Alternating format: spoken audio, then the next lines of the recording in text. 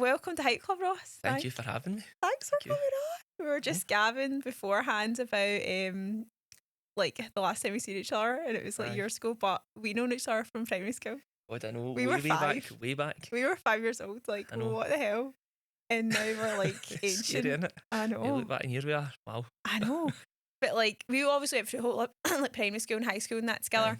But like, from when we were 18 till now, like, Big don't gap. know what ends happens in your life. So we're going to go from 18 till now. 18? Let's go. Wow. What did you do after school? How long and have we how got? have you ended up where you are now? Because now you are an owner of Inspire. Yes. Joint owner, but joint owner. Luke doesn't want to be here. He's too nervous. Luke's too much. Right back, unfortunately. So do you want to tell me what happened?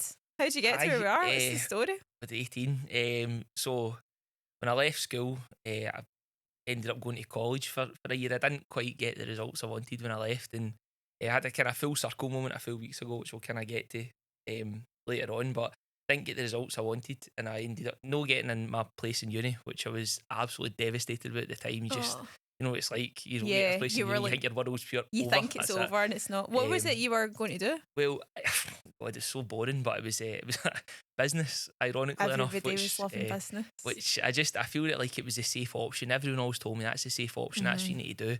Like, looking back now, it was like, it was such a regret, like, doing something like that, because I didn't really enjoy it. I was just kind of going through the motions with the full thing, and that, whereas like when I was a wee guy and when I was in that position, like my passion was music. Like, it was, you remember it, so it was you're in the bands. That was it, and my life was music. That was it. Everything revolved around it. And then I thought, oh well, you know, this isn't going to happen for me. I'm not studying music. I'll go into business and I'll try and go into business and music and stuff like that. And then you just, you know, going through college and uni and stuff like that, you're living the lifestyle and stuff like that. So it just wasn't great living, but anyway, I'm digressing a wee bit. So done a year of college and then ended up getting into second year of uni anyway, so I didn't really I didn't really miss too much anyway. But I remember I went and found the guy that told me I wasn't getting into uni. It was UWS that knocked me back at the time, and I only wanted to go there because it was just up the road, and I wasn't ready to move away and stuff like that. Just, my pals are all here and blah blah blah. So went and said to him, I'm Ross, by the way, you told me you couldn't get in. He didn't have a clue who I was. He was like, here's just another wee dick again. So you're a brass neck. But at the time I was just like full of beans, and I was like, I remember you told me I couldn't get in. He was like, no, I don't to be honest with you. So I got into second year of uni, finished that all, got a 2-2, and then I went on to do a Masters in Risk Management. Oh my God. Yeah, so it was at the time, like I built myself up. It was like all the men in my family all worked offshore, and that was I just told myself that's what I'm doing. If I get myself qualified, I'll just walk into a job. And it was just that pure youthful ignorance, wasn't it? Like, that'll be no problem. My dad he was offshore at the time and stuff like that, and my granddad, my papa, when he was alive, he was telling me all the kind of things to do. And then literally the same year I got my Masters was the year the oil industry just collapsed. So there was, a lot of guys that had been working for 30, 40 years in the industry that weren't getting jobs, and then there was me, this wee dweeb fresh out of uni. There's no chance you're getting in anywhere. So after that I went looking for just jobs that had risk in the title, not fully understanding really what I was going for. It was, for me, risk was all health and safety sort of thing, and I was taking it for that angle, but then there's so much more. You financial risk and blah blah blah, this next thing. So I went, ended up working for Morgan Stanley. Oh, did you? Anyone that knows me knows I'm not a numbers person, and I'm not good with anything like that. No, not good financially. And then ended up at Morgan Stanley, which was it was horrendous. Like, it was absolutely horrendous. What were you doing risk at Morgan Stanley? So it was, to be honest, to this very day, I still can't tell you what my job was. So I was an analyst, right? And I was like, I couldn't tell you what I was analysing. I just had all these numbers that were coming through from like different countries, like, banks in Spain, all the kind of big ones, and like Paris and all this stuff, and these numbers hitting me. And someone told me, you need to make sure this matches this, matches this, matches this match, and then you sign it off, and then somebody checks it. If there's anything wrong, they'll send it back to you. Annoyingly enough, everything all happened at like 4 o'clock in the afternoon. So you were finishing up at 5, half 5. You're sitting, so basically it was just a nightmare. But I didn't understand what I was doing. You're just a number in these places, like, so it was just there's your desk, this is your job, here's what you need to do. You've got like a couple of days of training. Read this, on you go. That was it. So it just wasn't for me at all. It was just grey office shirt and tie. And I remember my first day, actually, I think it was. There was a guy who sat at my desk. He was helping me with my training, and I'd come back from my lunch. And it was a lunch hour you get, and he sat me down at the desk and says, "Just want to let you know that people notice in here if you take your hour." I goes, "What do you mean? If you take your full hour, people notice. If you leave on time, people notice." And honest, I'm not even exaggerating word for word. That's what he told me. I says, "What do you mean?" He says, "Well, he expects you to put in the work." For me, I'm like, I'm not putting in the work. I don't know if I was getting into trouble or something like that. And he was like, "Well, that was it." So basically, if you weren't in before you were due to start, you were staying later. You had to be expected to work through your lunch hour. So it just, like, at that point, I was going up the road and I was panicking on the train, thinking about going to work on a Monday. I was leaving on a Friday. The kind of final straw happened because Karen was working away. She was up in Kirkcaldy doing her placement. At the time, Karen's my now wife, girlfriend at the time, and she was doing her placement up in Kirkcaldy. So my weekends, I'd go spend my time up there. And then I remember, it was like a Saturday night. I was just sitting down watching the telly, and I started, like, it wasn't. I don't even know if it was like a panic attack, but it was just like getting dead, hyperventilating and stuff like that, thinking about going back to my work on Monday. And that was like, right, that's it. We're not doing it anymore. That's your body telling you. Yeah, so it was just like, well, I'm not doing this anymore, because I was just getting stressed about it on a Monday. And anyway, I ended up finding my way to the Chamber of Commerce in Glasgow, and that was a digital marketing job, which was, again, totally different from what I'd be doing. These random jobs. Honestly, like, do you know that way, like, you just fluff up your CV at the time? Like, it was a digital marketing job, it was events, and I thought, do you know what, this is a wee bit more up my street. So just fluff up your CV in certain areas, and then that was it. But the Chamber was a brilliant time for me. I learned so much there. It was like my first marketing job. See, to be honest, I didn't have a clue what I was doing again. Right. There's a bit of a theme here. I didn't really have much of a clue what I was doing at the Chamber. And but I learnt a lot, and it was like I learnt a lot about networking and speaking to people and how to communicate with people at different levels of management and stuff like that. Like, you're just a wee guy and you're just flung into sitting in front of CEOs and deputy chief execs and stuff like that. And for a lot of the people that I met there, I still got a really good relationship with them. And that was maybe like 5-6 years ago. I left there now. So I was there for about 3.5 years, and I honestly, I wouldn't say I loved it, but it was it definitely taught. When I look back, it definitely taught me a lot. But I'm trying. Where did I go after that? And when does Fight and Fit come in? Well, so I did a few digital marketing jobs. I ended up working for Street Soccer Scotland, so a charity, a social enterprise. David Duke and all that. I don't know if you're aware of them. It's a cracking charity. So as you know, the Homeless World Cup and things like that. It's kind of involved with that. So basically, it's, helping underprivileged people, homeless people, and things like that, struggling with addiction. And I loved the job. I really loved it. It was digital. It was marketing I was doing there, and I was only there for like a month or something like that before COVID happened. And you're joking. No, so I didn't. I think that, like, at the time I thought I was loving life working from home, but really my level of work and productivity just went plummeted. Do you know it's funny that, because you see some people, like, during COVID were like thriving at home, like brilliant, and some people were like, I need the work, I need the office, I need the other people, like, and even now, like, some people are still work from home, but some people are like, no, I can't do it, I need to be in the office. Well, I totally get it. I've realised now that I need to be in the place, like, physically to kind of get the best out of myself. Like, working from home, I was just going through the motions. Like, I was clocking on in the morning, doing my morning Zoom call, then just fanning about for the rest of the day. I'd do bits of work when they came through, but I wasn't really like pushing myself or trying to do anything different. Anyway, long story short, kind of a few months had passed by and ended up losing that job. You know, like anything, money was tight, and somebody like me, it's just like, right, see you later sort of situation. So weirdly enough, it was the day that I bought Karen's engagement ring.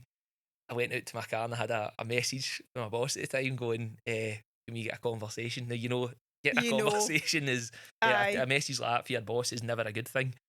So anyway, I ended up, I was just saying that budgets are too tight, blah blah blah, and then see you later, basically. So you've just brought this diamond, like, shit. I just was sitting there with this ring. Well, I just started with this cash, like, oh my god, I just felt like my world was pure collapsing about me at the time. And then I couldn't say it, but that was a tough one. But at the time there was a friend who owned a gym in Glasgow. Basically said, well, I was training there at the time, and he said, if you get yourself qualified, I had a good relationship, and also my background in boxing and things like that. I'd known a lot about training, I'd known a lot about coaching. I'd been there, seen it, done it, basically. So I just needed the formal kind of paperwork to say, here you go. So I done like a mad. As soon as I knew that I was getting sacked off for that job, I was just down tools, and I just stuck my head right into studying for this course, hammered this thing and got it done rapid. Got qualified as a PT, started in this other gym. I was there for nearly 2 years, 18 months or something like that. I mean, that ended up not working out for a number of different reasons, and then I had a short gap between that job ending and finding, so that kind of hard not to get into that about the whole situation, but maybe another time. And then I basically had 2 weeks from that job suddenly ending to try to do something, because we'd had a wedding booked at this point. And I remember when I found out that job was finishing, like me and Callum just sitting on the end of the bed, just like head in our hands, going, fuck this. Like, you're having to think about wedding's cancelled. At this point, the wedding's off. We're no getting married. Thinking about like what we're going to do about the mortgage, blah blah blah, this, that, and the next thing. It's like we kind of sat there for, feeling sorry for ourselves for half an hour and crying and all that, and then like, do you know what? We need to do something. So it was we sat there and crunched the numbers a wee bit, and I remember us saying, if we can get like 10 clients, if I can get 10 clients on my own, like at least we'll have enough coming in to like cover bills, cover the mortgage and stuff like that. So that was how Fighting Fit started. Wow. So it was literally 2 weeks from that job ending to the first day of Fighting Fit, which was me going on my own. So that was it. A wee sole trader number, that one, and I was renting space off the Barrhead foundry at the time, and that was, it just kind of grew. It was I wasn't really trying very hard with it. I think I was just visible in the gym, and I was something a little bit different than what maybe people had seen in the Barrhead foundry before. I was doing the boxing, so I was doing the pads and stuff like that. Then the way that we were training as well, for me, everything was all about functional training. Do you know what I mean? I never used the machines or anything like that. Yeah. This wasn't my style. So, people are moving with the bars, people are moving with the dumbbells.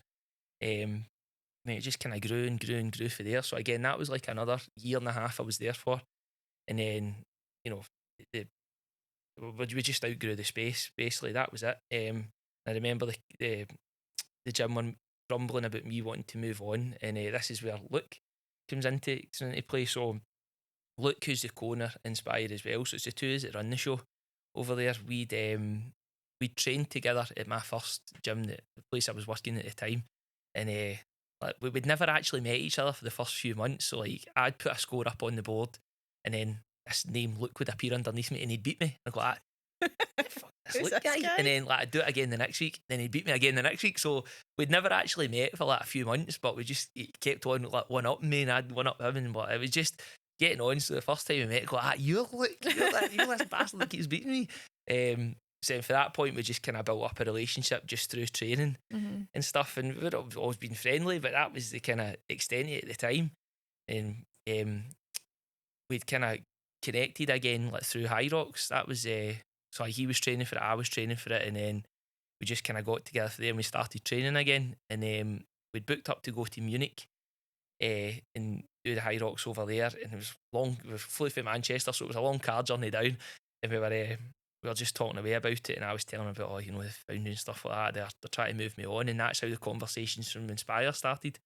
So we can kind of work together on trying to get something going here, because I realised quite quickly that doing something like that, getting your own kind of physical space and just growing into like a kind of bigger company was too much on your own. People can do it, but I didn't have the experience or the capacity. I didn't think at the time to be able to do it. So so that was March, what year was that? Was March 23, yeah, I think it was. And then so from then and basically right the way through the full year, so it was in October of that year is when we found out we got the keys for it. So it was all this planning going on behind the scenes. It was like at the time you don't feel like you're doing enough. You're like, I need to be doing this, I need to be doing that. But it just that was kind of where it all, sorry I'm ranting a wee bit here. Listen, carry on. You're fine. And then that was where it kind of grew, and we had the same sort of vision, the same sort of ideas when it came to training, and we knew we wanted how the gym to look, how we wanted it to feel. So it was just like just bringing two areas of expertise together. That was it. So, and I'd been training, people over at the foundry for a long time. So, it was like we had a ready-made base there of people that would trust us, and that's such an important thing. Is being a PT, 100%. Just like we were talking about. And I go, people knew, I'm going to be there on time. That was the thing. It's going to be a good workout. I care about what you're doing. And I care about you as a person. So that was it. So when we moved over, people, more or less everybody came with me, which was a really, really, really nice moment, a nice feeling to have. And then Luke's come in and he's just put, his spin onto things as well. So it's helped keep the training fresh, and it's helped, develop the training, keep it a bit better. We kind of bounce ideas off each other, and it's nice. It's nice. It's a nice one to have somebody there in your corner as well, and to do it together. What's kind of, he's sort of similar style to you in terms of like or do you both do something different that it merges together? Well, so we're both similar in the sense that it's all kind of functional training that we do. Kind of a lot of background in kind of loosely in CrossFit. I'm not particularly good at it myself, but I enjoy it. So I kind of take a lot from that. Is CrossFit not the same as HYROX? CrossFit's a bit of a higher skill than HYROX. Like HYROX, anyone can do it. That's I don't think the joy anyone can do it, Ross. Well, I mean, you can train for it. It's like running a marathon. Anyone can run a marathon. You just need to train hard enough for it, get your head down and do it. So that's kind of like it. But obviously my background was in boxing. It was when I left high schools when I took up boxing, which is a whole other story in itself. A whole other story in itself. But that was my quote unquote career for about 12 years, and then because you would do fights in that. Oh, I had about like 30 plus fights or something like that, and then that was always an amateur, and I loved it. Like I was obsessed with it. I was addicted to it. Like what addicted to getting punched in the face? Well, see at the time, like I mean, you knew me when I was at school. Like you would never have put me in that position. Like, and it was just like when I was in that kind of weird phase in like college, going into uni. Like I was getting so badly out of shape. I was just terribly out of shape. And I was just getting bevied all the time, just eating shite all the time, getting in my bed at like 12, 1 o'clock in the afternoon, and just finding the carb-based thing I could possibly find, just ramming it down my throat. I didn't care about what I was eating, what I was doing. And I remember I seen a picture of myself when I was playing in a band at the time, and I just looked horrendous. I was absolutely stinking. I just had long greasy hair. I had a big coleslaw on my face. I don't know if you remember the t-shirts from Top Man that with Rihanna's face on it. Yeah. Like I was just bulging at me. Like I was just horrendous. Just folds everywhere. Just man boobs here, and I was just like, you need to do something. But I didn't care about. I didn't have the motivation to just get abs. I just didn't. Just wasn't it for me. And it was boxing. I was obsessed with watching videos of Floyd Mayweather on YouTube, and I don't know where that came from. There was just something about the pure arrogance and all that. That was like kind of, oh, he's pure badass, I'm into. And then I was like, I just swaggered into the boxing gym one day. I just thought, I need to give this a go. I need to try and do something that gives me a wee sense of purpose, because I played football when I was younger, but I was never good at it. I just stuck at it. It was kind of the same scenario with boxing. I remember the first night that I walked into boxing club, and the guy, he's still there. He'll not mind me saying his name, Callum McInnes, Callum. Still involved with Barrhead Boxing Club. Great guy, honestly, one of the best people we're meeting. I remember him taking me in the pads and goes, aye son, you've got a good frame. It's a shame you're a fat bastard. And I was like, right, okay. So that was my first experience at a boxing gym. I was like, right, okay, cool. And then it was one of them. I just kept going back. I was just determined to just try and get another wee shot in the pads here, another wee shot in the pads there. And then you eventually get in sparring. And it was just this one boy, this big boy, Tony. He would just smack me about. Just absolutely smack me about. And it was just like, I'd come out there feeling pure deflated and gutted myself, but I'd sit for a minute and go, I'm getting him next week. And then that was just one time I just trained all summer. There was just one summer when the club stopped. I just trained, ran all the time, went to every class, going every time. And then we come back after summer, Tony wasn't there.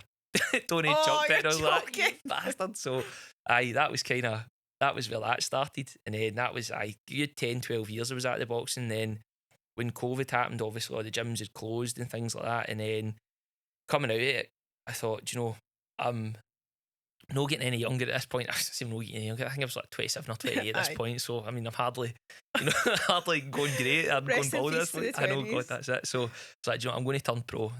It's even if I have a couple of fights, if I fight for a Scottish title or something like that, then I'm happy. And then I'd done all the paperwork, signed my contract with St Andrews Sporting Club, like Ian Wilson, that, all great guys. You know, it was brilliant. It was a good experience getting to meet all these people. And 2 weeks out from my first pro fight, I'd found out I got a letter through for the board saying I'd failed my test, my medical. Like an issue with my eye. I know I've had it for a long time, but it never get brought up when I was an amateur boxer. So it was an issue with one of my eyes, and I just took the wind right out my sails. And that was kind of another motivation for the coaching as well, to kind of jump head first into that. So if that avenue's closed, then I'm going to go down this one. So that's the boxing background, basically. So that's kind of where I've learned. But it's mad how you went from like banking to marketing to but you found what you loved though. Like you had to go through all that to get to where you are now, and like the boxing was part of it. But the boxing absolutely changed my life. Like there's no two ways about it when I look back at it. To where I am now, like I'm doing something now. You know, I get to do this with one of my mates, and look, and it's something that I love doing. Like I know that, you know, getting up at stupid o'clock in the morning is tough, but you know, I get to go into my own gym. I get to, you know, people want to come and they want to train with me. That is, see, when you sit back and you think about it like that, you're going, you're a lucky bastard. Shut up, stop your moaning. Like you're so fortunate you get to do this. And there's a lot of PTs out there that can't say that, and you know, which is a nice feeling. Don't get me wrong, that in itself gives me a bit of imposter syndrome and things like that. Going, there's a lot of really, really good, capable coaches out there. Like, why, you know, how come I get to sit here and why me? But when you speak to these people, you pick wee bits up for them and stuff like that, and you kind of learn. You learn things, but I get it's nice. I think probably my own insecurities make people that I train feel quite comfortable, which is maybe not the way. But like, so my mum's goes to you, and she started Christine, back with old Christine. She showed up with 2 different shoes on the other She did. Do you know that way? Like you don't want to say it at the time. Like, going, did you get dressed in the dark here, Christine? Literally. I was like, they don't feel different, because they're very different. She was squatting as well, and I'm going, Christine, this is just not going to work out here. But at the time, you're just going, what are we meant to do here? Like, we're just going to make the best of a bad situation. Like, she signed up back like February, March, because she was talking about it for a while. She's like, I need to do something. I don't know if I should. I don't know if it's too much for me, whatever. Oh, not at all. She was in this morning. She was brilliant. She's loving it. And so because she said, I'll do a few months, see how I go, and she's loves it. I don't think she's going to stop. She's like your mum, she's like a different person now coming into the gym. Like she's quite quiet. She always reminded me saying that, quite shy and quiet when she first came in. But you know, there's always a kind of wee group in the morning and stuff like that. And she kind of, once people get to know each other and they speak and stuff like that, and that's kind of where the community side of the gym comes into it and makes people feel comfortable too. And that's not something we've tried to push. Like that's just totally organic, and that's just happened on its own. But you know, people like your mum and stuff like that. My own mum trains there as well. Yeah. She'll train at times that your mum trains, and you know, there's just a nice wee group and stuff, like a nice wee feeling when people train at the same time and they come in, and it is nice, but and it's not intimidating. I think that's like a big thing with a lot of gyms, is that you can go in, especially like a smaller place, you're like, oh fuck, like if people are going to look at me and go, she can't squat very good. Well, it's small group stuff that we do, like, and I know that a lot of people when they first hear like group training, they're like, oh no, I'm doing, I just want 1-to-1 sort of thing. Like, well, come in and give it a try, and I can guarantee you that, you know, small group personal training, you will enjoy that. Like, you'll enjoy the feeling, you'll enjoy the environment. You know, it's not competitive. It's, you know, everyone's in there for their own reasons. You know, ultimately, you walk into a gym, nobody gives a fuck about you. No, like, they care about themselves. They just care about themselves, and that's it. But you know, how we kind of do things, it is, you know, it isn't like, I won't say inclusive environment, but you know, everybody's capable of doing it.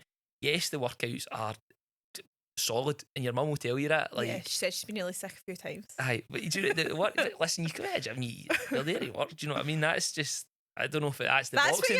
That's what you're there for. Well, what's the point if you're not going to work? I don't know if that's the kind of boxing side that coming out, but you know, with me and Luke training, it's like we're going for it. Like we're training hard, and that's kind of us in the gym. You know, we're not making any, we're not bullshitting anything here. This is how we train. So you want to come in, this is what we do. And, you know, it's served as well up to now. But it's a good environment. Everything's adaptable for people. Everything's scalable for people when they come in the gym. You know, everyone's looked after. Never going to make people do something that they're, you know, not wanting to do or not capable of doing. It's not like we come in, you've got a gun to your head saying, like, fucking do this. But, aye, so I mean, I'm proud of it in that sense that the community that we've been able to build there. Like I said, it's a total organic thing that's just came for. Yeah, just being sound. That's it. Aye, well, I mean, I don't know how to say that, but you know, I don't think I'm an asshole.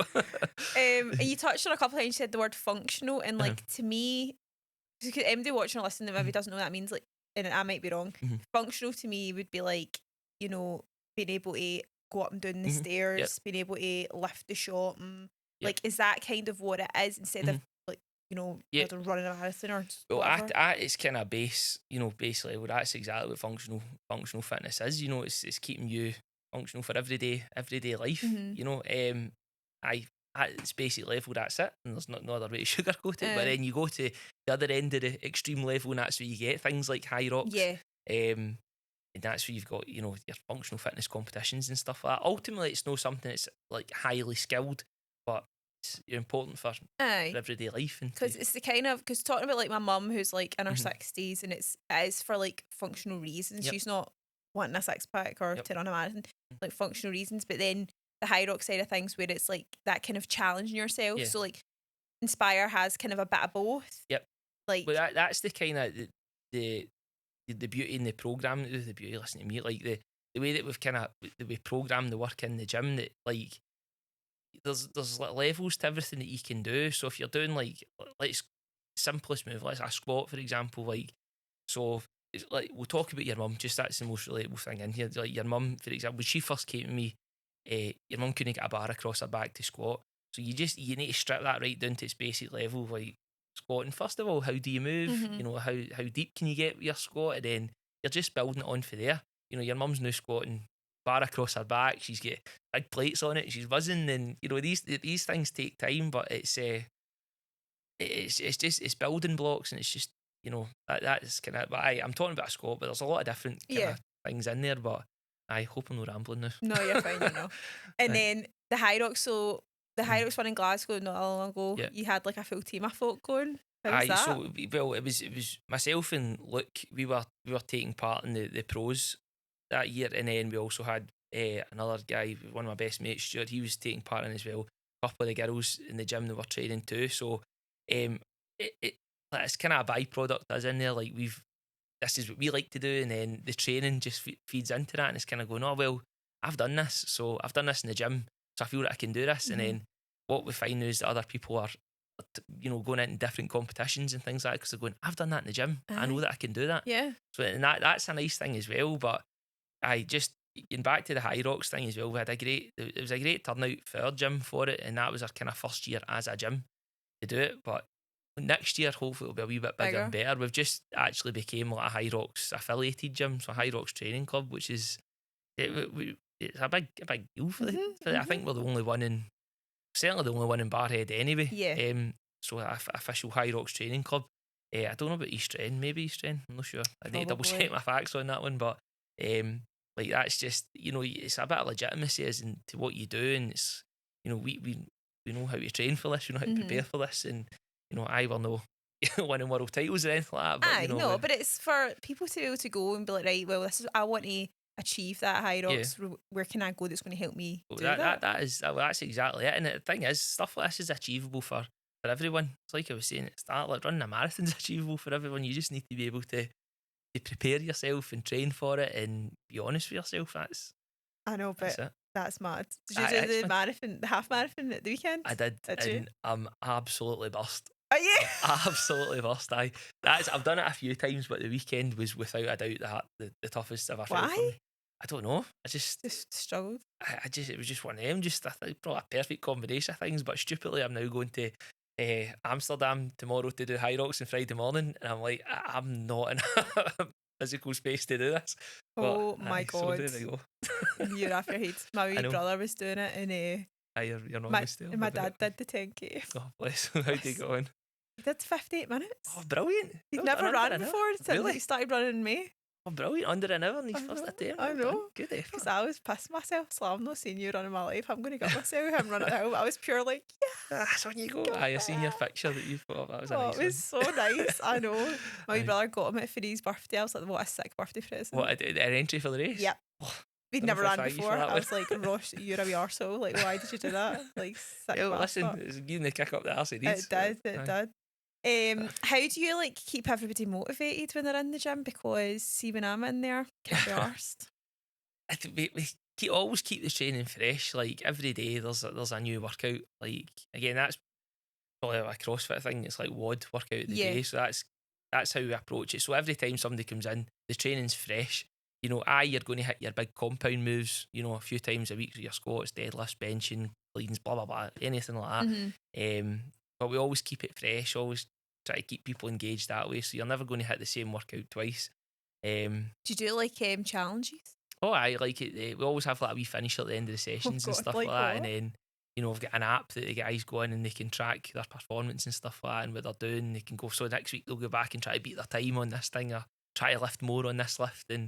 And so that's a useful tool that we've no long brought in actually. So before, days gone by, it was just me remembering what people had been lifting. So we're getting a wee bit smarter about how we do stuff. But now that people can actually see their progression and stuff like that and what it is that they're doing, and that kind of keeps them driving. Don't get me wrong, like no every day is going to be a personal best day for somebody coming into the gym. For some days it's just about that one person on that one day just getting into the gym, just moving in a positive way for that 1 hour. That's what it's all about, and you just need to guide that person through it however they feel.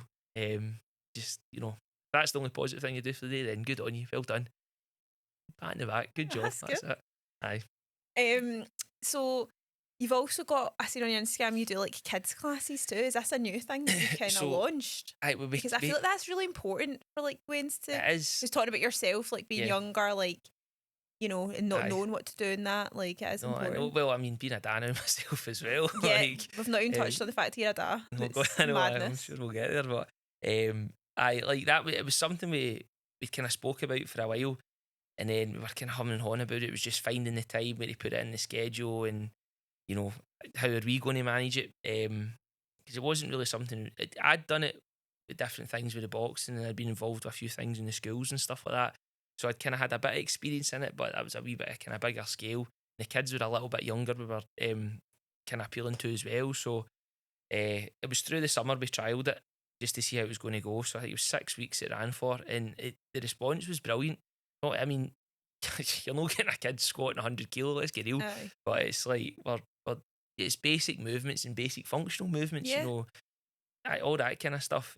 Just getting kids used to exercise and try to get them enjoying exercising, so you know, having wee games and stuff like that involved in it. So for them it's a game, but they're actually training at the same time. There's a lot of different kind of wee things that we've done. Is it quite young kids or like teenagers? So we'd done it from, I think it was 7 to 14. We've done the kids, because there's a lot of kids that come into the gym with their parents and stuff like that, and they sit up at the wee coffee table and I've got up at the front, and they're all brilliant, you know, just sit there and just do what they do on their iPads and things like that. But then there's some of them that come in and at the end of the session they'll want to go like on the ski or the row or something like that, and they'll go on the wee run and stuff. So we just thought, you know, let them come in, just blow off some steam and do that. And I mean, don't get me wrong, there was a few of them going, what the hell what am I doing here? But they all seemed to really enjoy it, and it was actually harder to program a session for the kids than it was for the adults, because you're like, I need to make sure every second's accounted for in this hour. Like, whereas with adults you can have your downtime for a wee chat and stuff like that. I know, it was like your mum this morning had a good like 15-minute chat or something like that. So she's at it. I know. I see through that. I see through that. So but then again, I'm a sucker for it as well. What are you up to this weekend? All right. So I mean, folk like that. Folk like it, so they do. Because I go, when the gym I go to, there's loads of like, maybe like, I don't know what age you're allowed to go to the gym, 14, 15. But they're like young. Yeah. And you're watching them lift like really heavy, and I think, I'm going to be injured in 5 minutes. Like, why is nobody here going to look at this child and they're going to die? They're not getting coached, but you remember the guys in these gyms are, you know, they're gym instructors, you know, and that's no slight on that. I just say that now. It's like, I'm not going to be responsible for this kid breaking their back or whatever it is. And sometimes they're not personal trainers. So they really? I thought you had to be a PT in a gym. Well, not to work in a gym. So a level 2 gym instructor, you can go into a gym and you just stroll about and look after things and stuff like that. I mean, I don't know because I've never done the job. I know there's a lot more involved in it than just that. So not bad mouthing anybody at all. But, you go up to level 3 PT, and it means you can kind of take somebody 1-to-1 and stuff like that. And it's a wee bit more in depth and stuff like that in terms of what you do. But I mean, ultimately, being a PT or being a gym instructor, it's no worth. The qualification's not worth the paper it's written on. Honestly, it's about experience and stuff like that, and how you speak to people and how you communicate with people. Like, I always say this to somebody that asks me about wanting to be a coach or be a PT. It's any trained idiot can be a PT. You can.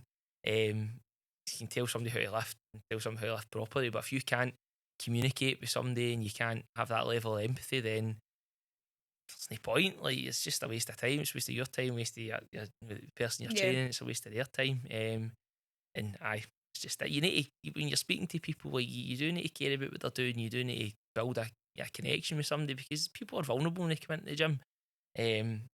People open up for them. It's a therapy session too. For some people, it is anyway.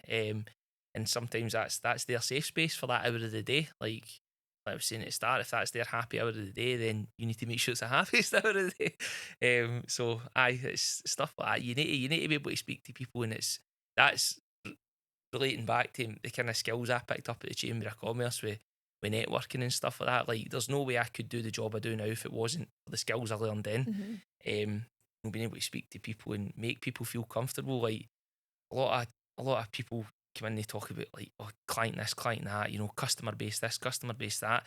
I hate this might sound absolutely ridiculous, but I hate using the word client. Like, it feels dead kind of transactional. Like, there's no. What do you call them? Like, I always make a conscious effort if it's with, like, this my training partner or a training partner or something like that. Like, athletes, that sort of thing. I know people probably laugh at it and things like that, but sometimes I don't know. But that's just my own personal feeling on it. I think client just feels a dead transactional thing. Like, if I'm sitting at a meeting table across from a client, there's your paperwork, blah blah blah. There's your bill, sort of thing. Whereas, like, I'm building a relationship with these people. Or, I care about what they're doing. I care about their life. I care about how they feel. What they're eating, what they're doing, and that's more than just a client. For me, I'm aware that you can't have that many friends. Don't get me wrong, but I know, but it's a different level. Like, you're kind of like a wee family. But that's exactly it, and that's the community aspect of it, and that's something that, like, myself and Luke have been dead protective of when we've been doing it. You want people to come into the gym and feel safe. There's a lot of people at different levels and abilities that come through our door, and it's making sure that you cater for everyone. A lot of PTs are, other podcasts I've heard talking about points of sales and stuff like that. Like, sack that off. What do you mean, points of sales? I don't know. Just different things like upselling and all this sort of stuff. Just get somebody through the door and just make people feel comfortable. Make them enjoy their training. I don't want them to come in and feel like that you give your money. Like, don't be wrong, I've got bills to pay. I need to get you're a business, not a charity, but also like, you're building more relationships more so than you need to, instead of doing however many sessions, you need to do X, because if not, you're going to be a fat bastard. Well, that's exactly it. Like, people need to feel, to get the best of them. Certainly from my experience, anyways, that you need to make people feel what you care about them. Like, Ross and Luke really care about what I'm doing here, and we absolutely do. Like, if you're doing well, we're doing well. That's the way to do it. So when you've got guys in the gym that are going out, they're competing, they're doing different things, they're losing all this weight, they're lifting X amount of weight, they're out there winning stuff and just generally feeling great. Like, that's such a good feeling, just not even from a business perspective, but a personal thing. Like, I mean, I'm so lucky that my days at Fight and Fit, I've still got, a lot of the clients, I say a vast majority of the clients, instead of using the word client, falling into that clinical side of things, still got a lot of the guys that I trained that have still stuck with me. And that because I care about them, and I think that's, I don't always be too high on myself, but that's what I think it is. No, but that's, like, from this short conversation, that really comes across that that's why that you're so busy. Well, thank you. No, but it's true. Yeah, but that I mean, I'm not making any I'm not putting that on for a show, or I'm not using it as a marketing tool or anything like that. That's genuinely like what it is. These people are taking their time to come through the doors of my gym. The least I can do is give them my full attention, make them feel welcome, make them feel safe when they're in there, make them feel valued as well when they're in, and that's so important. A lot of these gyms are just more in, geeze your money, oh, well, on you go. And that's it, and it is very transactional. Whereas come and sit in, Aye. chill out for a minute or two, just relax, and aye. That's who we're staying. That's how Christy's still there. All these That's months like later. Christy's still there. She's aye, still loving it. I know, aye. Your mum's doing brilliant, so she is. She really is. She gave a wee big up in this as well. She did. She shouted you out, so she did. I forgot about that. Oh, she's funny.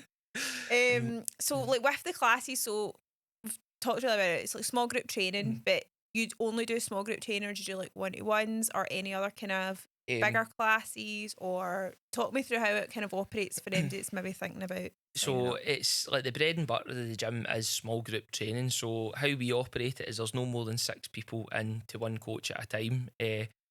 6 people is a perfect number. That way, we can kind of still, operate with everyone, still, see what everyone's doing, and it doesn't get lost in the crowd, basically. Still very much a personal experience at that point, because we've got enough equipment in there for people. So that's the bread and butter of it, is the small group training. So no more than 6 people at a time. Outside of that, we've got our bigger classes. So we've got like strength, which is, as it says on the tin, it's a wee bit more kind of lifting focused, a wee bit more strength building stuff. Sweat, which is our cardio and conditioning session, which folk just go mental for. They just love it. Really? Honestly, it doesn't matter what day or time I put a sweat class on. People will just sell that thing out. Honestly, they just love it. And it's like, see, you go, what is the matter with you people? Like, you just love this. But they just love getting fucked up, basically. that's it. Aye. Okay. So that one, HYROX as well, that class is booming all the time.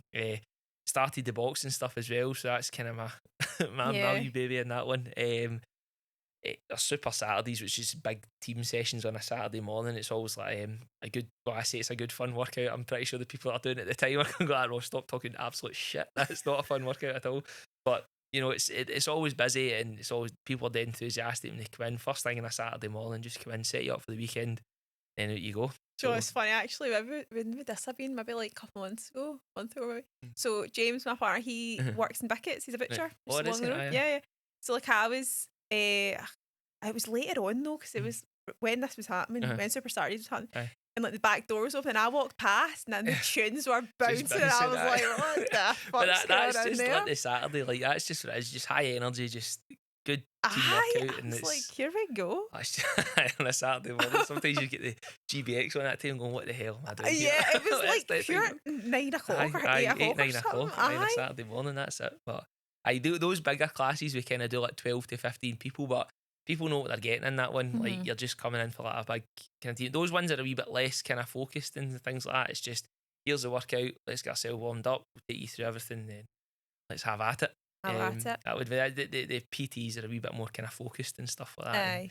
The kind of different workouts. Yeah, like more specific. And like when you sign up and become a member, do you like choose your classes per week? Like you select them kind of by your like quota or whatever it is? Yeah, so I get a couple of different like membership options in there. Whatever one you go for kind of dictates how many sessions you get per week or per month. But we've got a flexible system. We use a system called Team Up for people to come in, so you're not fixed your same session every week. We're flexible in that you can chop and change what you're doing. We've got a cancellation notice. If you cancel too late, you lose it. That session basically. But people like the flexibility. Life happens, jobs happen, families happen, kids happen. So things are going to chop and change. Not everyone's schedule's the same every week. So folk, you book into your sessions each week. Folk like the flexibility. Sometimes people like your mum have got their set sessions that they come to, and that's perfectly fine. But other folk like the flexibility as well. But it makes more sense. It does. Like, I know there's a lot of gyms and a lot of PTs that are going, no, this is your session, this is when you turn up. But it's like, if you miss that session one week, I can't even get that back. Whereas if you miss a session was on a Monday morning, you could possibly come in later on that night, come in a Tuesday morning, So try to keep it as accessible as possible for everyone. Like it's life happens. That's it. And it's morning slots and nighttime slots? Yeah, so we're 6 a.m. to about 11:30, depending on the day. 6 a.m. to 11:30, and then we're back in the evening 4 till 8. And then on a Saturday, we've only got a couple hours in the 8 till 9 and 9 till 10, but those are massive big sessions, so we kind of cater for everyone. There's a few different things that we're looking to do. Like it says, we're now a HYROX gym, so we're the HYROX sessions and things like that. We'll be getting a lot more of them coming into play, particularly when Glasgow starts coming around next year. All our members, as a HYROX gym, you get exclusive access to tickets. So that's only as a member of our gym, it's the only way you can get tickets without going into a ballot for them. So that was a kind of big carrot for us, and a lot of the guys in the gym were really keen to utilise that. So a few more of them. Like it says, the boxing classes are there as well, and there'll be a few more different things in the pipeline too. So that's exciting. Once I've ironed at the Kings, around that one, I'm not ready for it just yet. But that's it. That's so exciting. Like it's because it only just opened in February. In February, and now it's only October, and like God, I know, and so much has happened in that time. Like having a wee boy, having a baby. So that's and then when there's stories on your Instagram and like Karen's working out and he's there with his headphones on. I know that's because when you've walked past the gym when the tunes are on, so it's a wee bit loud for a 12-week-old to be in there. But no, when he's in the gym, he just sleeps. So he does. He's quite good. He's like, I was in here and his chin this again. But it's been a mad experience. A lot happened. Bringing a newborn into the world and running a business as well. It's been a steep learning curve, so to speak. I still see myself as a wee fanny, and I'm like a wee fanny with a lot of responsibilities now. Yeah, literally, we're 5 years old. Let's be honest. I know. Like, we're not. I still feel 32. High school. I know. Wow. I was thinking the other day. I was like, our year of school was actually like quite like everybody's been successful in a certain way. Aye. It's you're on the main street and like Gemma Cosmetics. Yeah. It's just along of it, and I'm like, this is. I know. It's like it's a full circle, isn't it? Like how did this happen? I know. Like, it's weird. We're still kind of at Barrhead. we're Paisley people now, but I was in the Barrhead and your job's Barrhead. I know. Okay, it's it is nice. Like, see, all the years ago walking past that, like when it was like, was it 4 boys back in the day? Like, there's no way. Like, there's no way when you think back.